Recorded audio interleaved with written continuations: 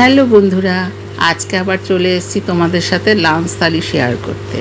আজকে আমার লাঞ্চ থালিতে রয়েছে ভাত, কাঁচা লঙ্কা, কারকোল ভাজা। ঘি দিয়ে কারকোল ভাজা মেখে নুন দিয়ে কাঁচা লঙ্কা দিয়ে খেতে কিন্তু দারুণ লাগে। আমার তো খুবই ভালো লাগে। আর রয়েছে ডাল, ডালের সাথে খাওয়ার জন্য নিয়েছি বেগুন ভাজা আর পটল ভাজা।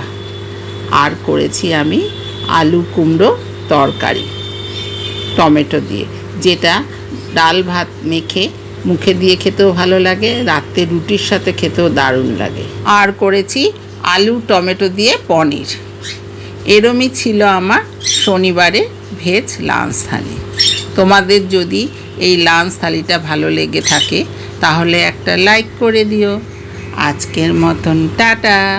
কালকে আসবো আবার নতুন তোমাদের পছন্দের লাঞ্চ থালি নিয়ে। Thanks for watching.